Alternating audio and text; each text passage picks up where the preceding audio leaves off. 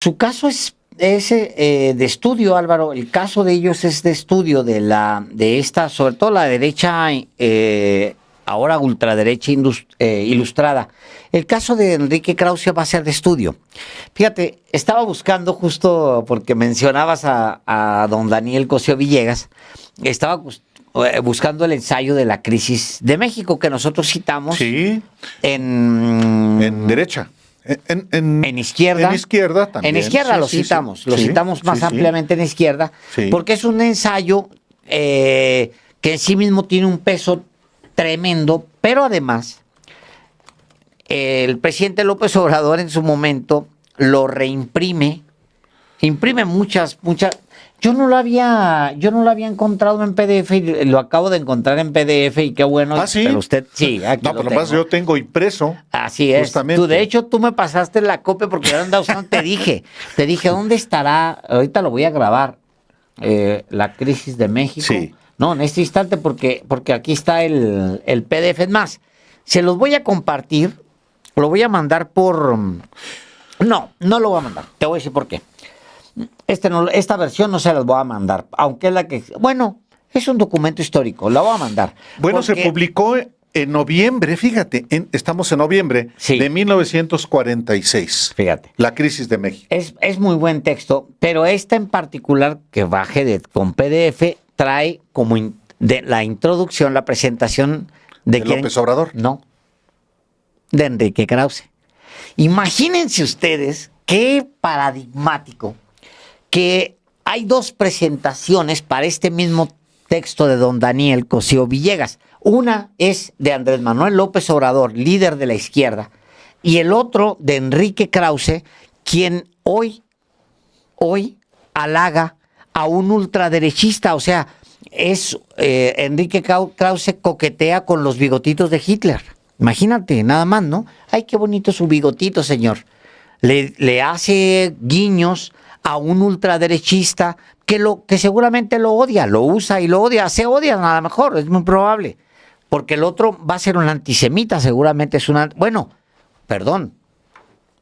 Pues eso lo sabes tú. Pues claro. Es un antisemita. Sí. Es antisemita, Pues, como su padre. Pues claro. O sea, son antisemitas. Imagínense ustedes, Krause es judío. Y Salinas Pliego, la tradición de su familia y él mismo, de ultraderecha, es antisemita. Imagínense ustedes. Por eso te digo, ya hoy son lo mismo. La deconstrucción, me gusta esa palabra de Derrida, de las fronteras del centro y la derecha hasta la ultraderecha. Ya no existe una membrana que divida a un Enrique Krause y a un ultraderechista como Ricardo. Ya ni siquiera la membrana, Álvaro. No se guardan las formas, simplemente uno depende del otro, uno necesita al otro y se unen. En el odio se unen. No los une el amor, sino el espanto, diría Borges. Sí, bueno, en su caso no el espanto, ya pasaron del espanto al odio, porque el espanto era 2017. Ahorita, pero es muy interesante porque ustedes verán, Enrique Krause, yo creo que yo no le he leído, bueno, a él y a Octavio Paz, tantas menciones a don Daniel Cosío Villegas como a Enrique Krause. Sí. Y a Octavio Paz también, pero sobre todo a Enrique Krause, porque creo que he leído más ensayo, digamos, político de Krause que de Paz, porque Paz pues era otra historia. Pero Krause se le llena la boca citando a Daniel Cosío Villegas, que es, digamos, que la columna ideológica, la columna vertebral del liberalismo en México, Álvaro, de la segunda mitad del siglo XX. Él muere como en el 75, 74 a lo mejor. Sí.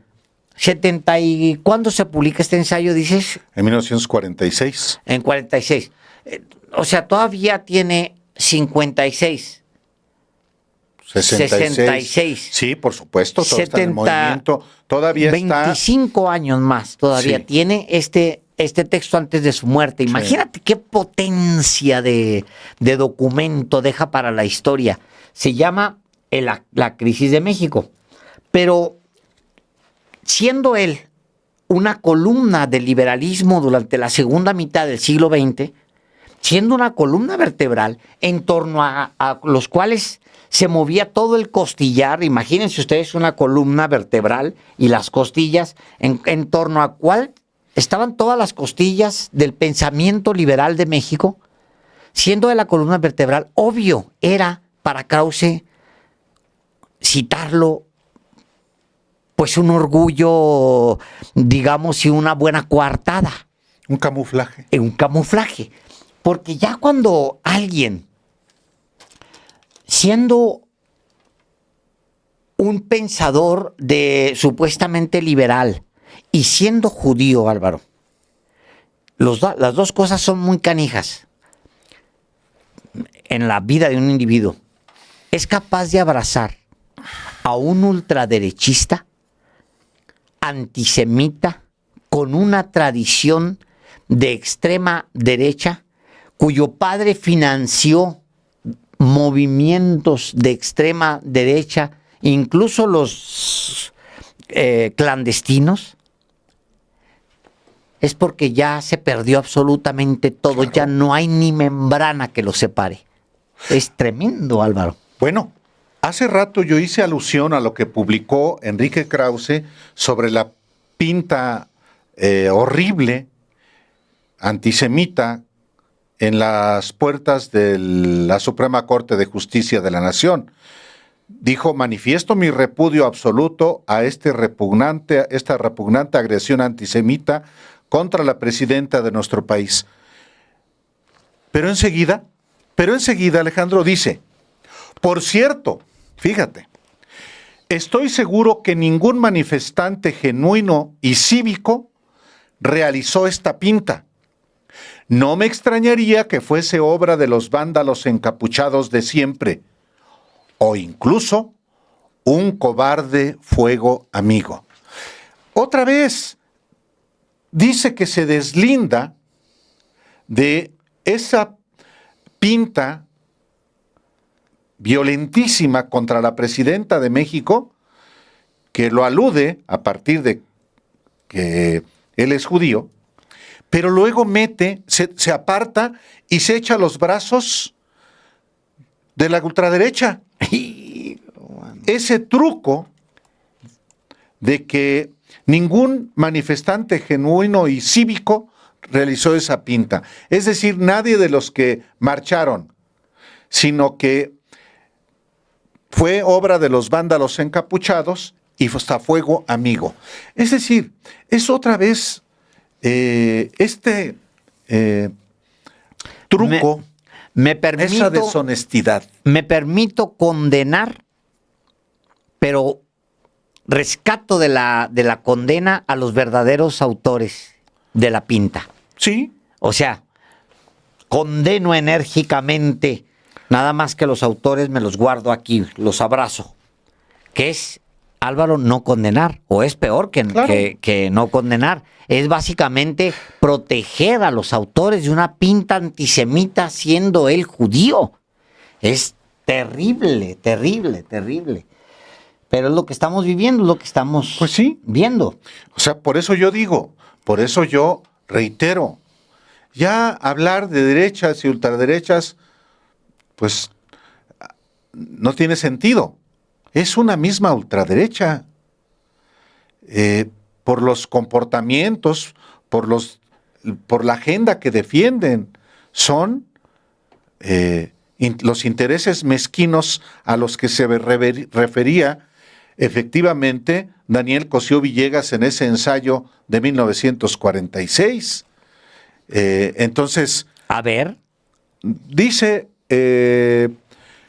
decía Daniel Cosío Villegas que ¿qué pasaría en caso de que llegara la derecha al poder?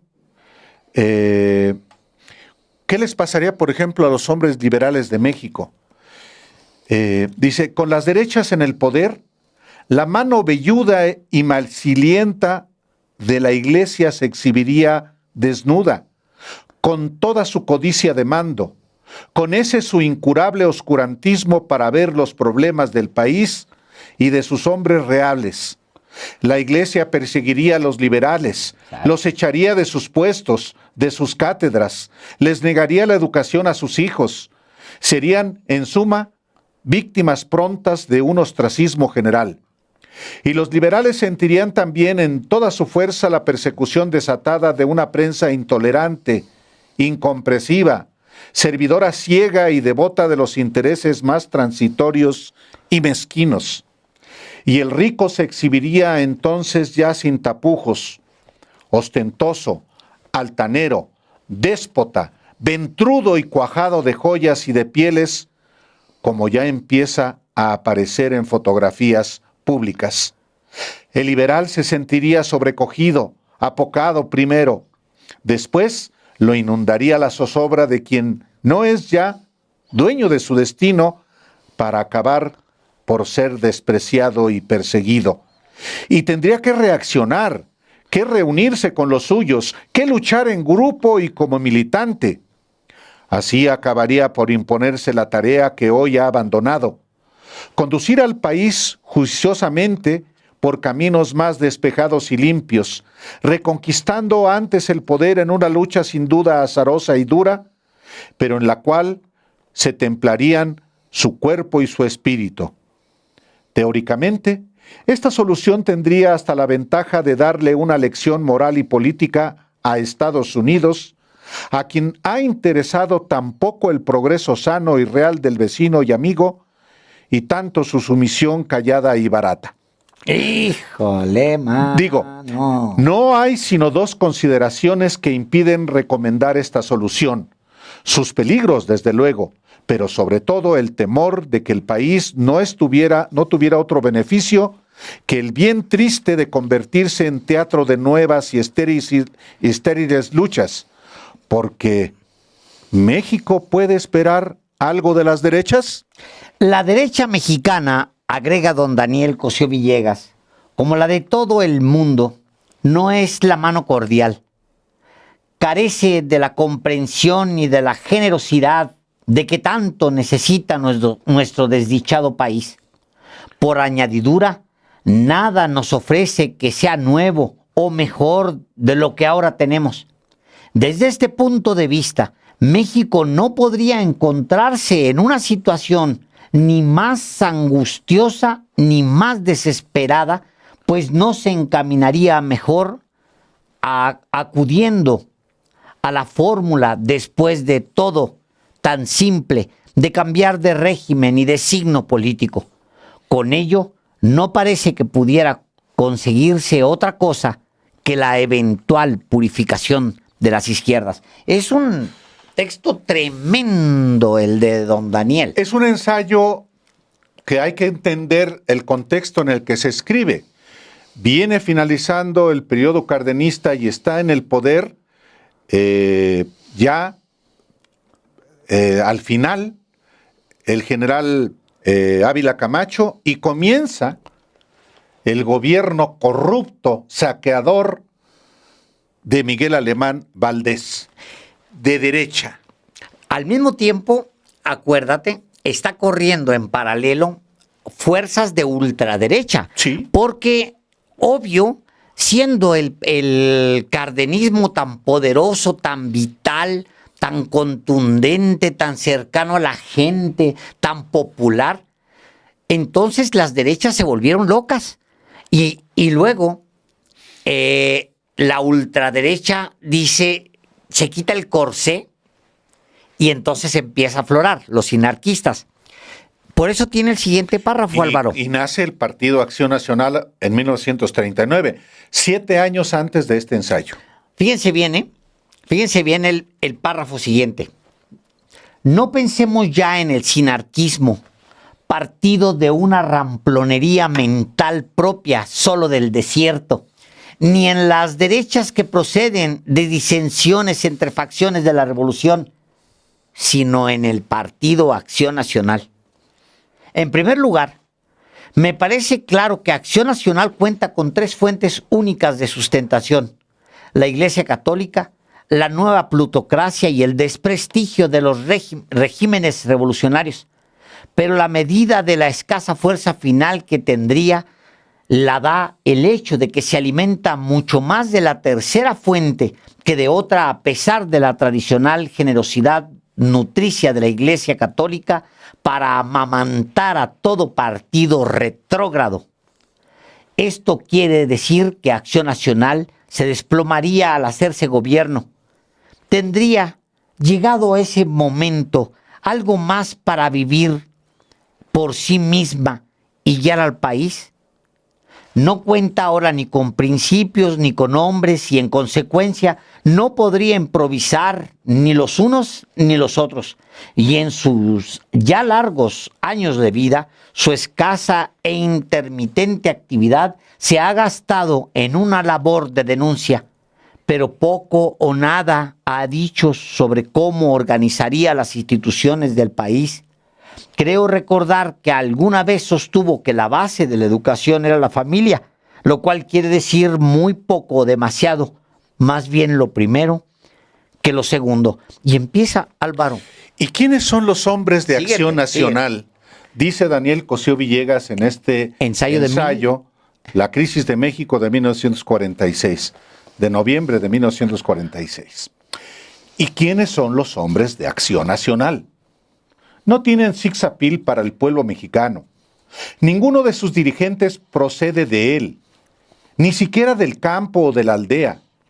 Antes bien, son de la clase media alta y sus intereses y experiencias están confinados dentro de las paredes de la oficina o la penumbra de la iglesia. No conocen más aire libre que el vaho que despiden las calles asfaltadas de las grandes ciudades. No son los que el porfirismo llamaba personas decentes, lo cual quería decir, en la forma, una reminiscencia muy lejana del vestir inglés y en el fondo, una mentalidad señoril. Y de nuevo, mucho del valor que hoy parecen tener esos hombres de Acción Nacional se deriva del desprestigio de los hombres de la Revolución. La prensa y la iglesia han hecho de Manuel Gómez Morín, el jefe de Acción Nacional, casi un santo, y de Vicente Lombardo Toledano, la mayor figura del movimiento obrero, casi un villano. Pero Manuel Gómez Morín sabe, como nadie en este mundo, que él no es superior a Lombardo ni mental ni moralmente. El hecho de que muchos jóvenes votaran en favor de la candidatura del doctor Mario Torroella para senador del Distrito Federal solo puede tener la explicación de que votaban en contra de Fidel Velázquez, secretario de la CTM, pues carece de toda seriedad suponer que puede mirarse al primero objetivamente como mejor gobernante o legislador. Un mérito indudable tienen los hombres de Acción Nacional, dice Daniel Cosío Villegas.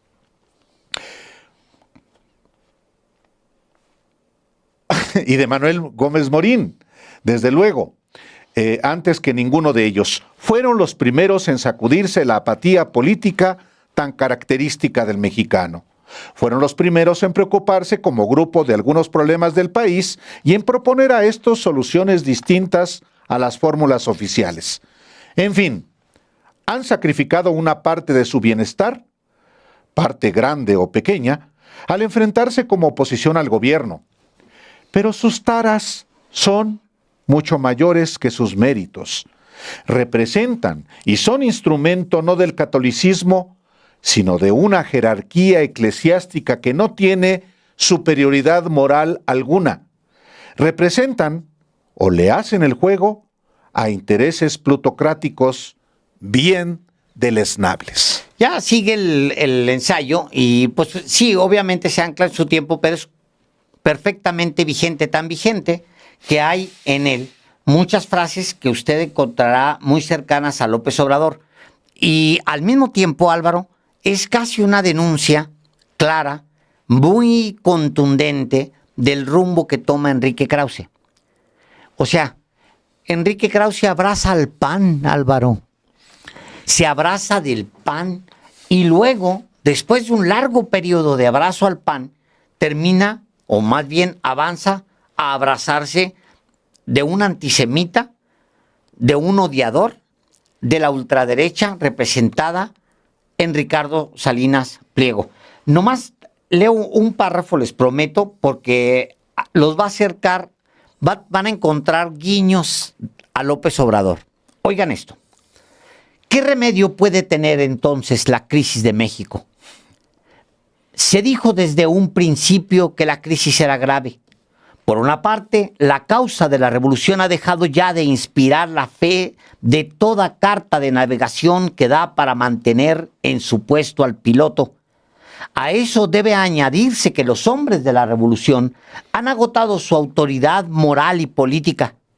Por otra parte, no es claro el fundamento en que podrían fincarse la esperanza de que la redención venga de las derechas, por los intereses que representan, por su espíritu antipopular y su impreparación.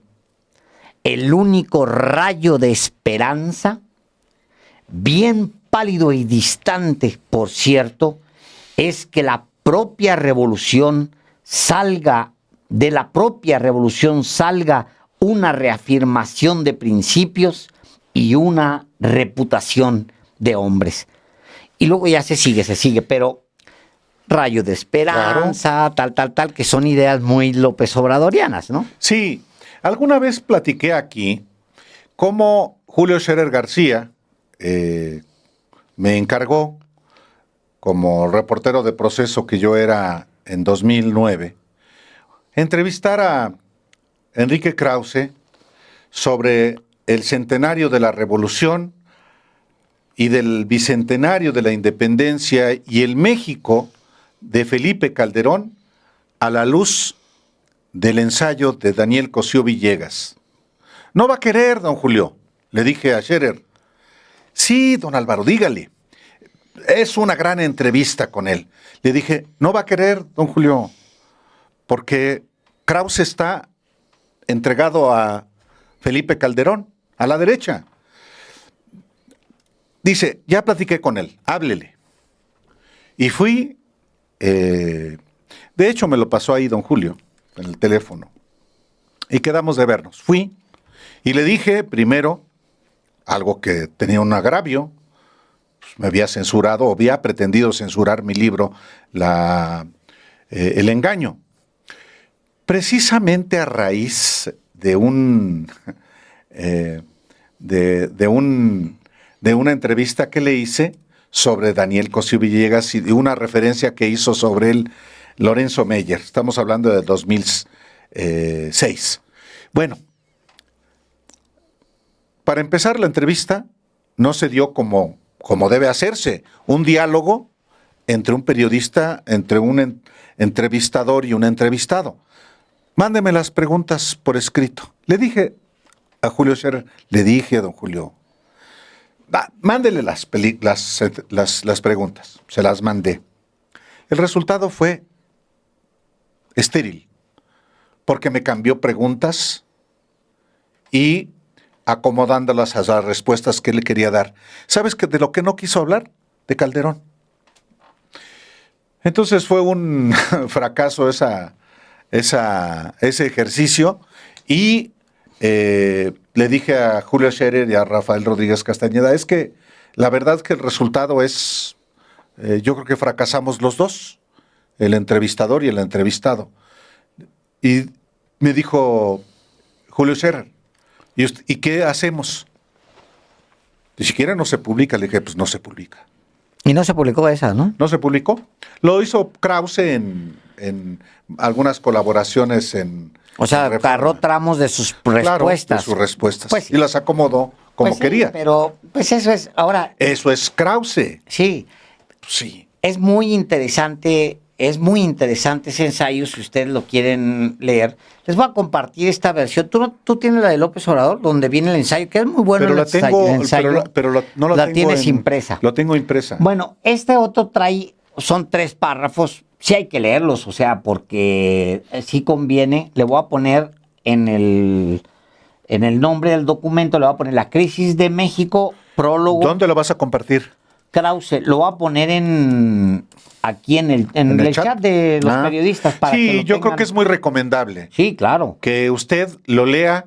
Es un ensayo largo y hace una crítica feroz a los gobiernos posrevolucionarios, en particular a la corrupción. Sí, no, a la prostitución. Por eso habla de la crisis de México. Es correcto. El año es tremendo porque sí hay, fíjate, queriendo no provocar un problema en México, queriendo no causar una gran ruptura que costara desunión, que costara renunciar a todo lo que se había construido en los años apenas previos.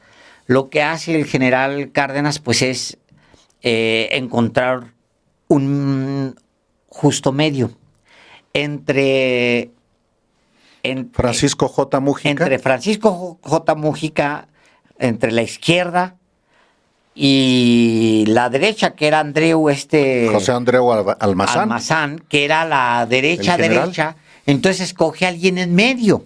Fíjate. Ávila Camacho. Y yo digo que ahí nace, de alguna manera, el centro. El centro. Tú me lo has dicho. Sí, yo creo que ahí nace el centro, porque ahí se conserva.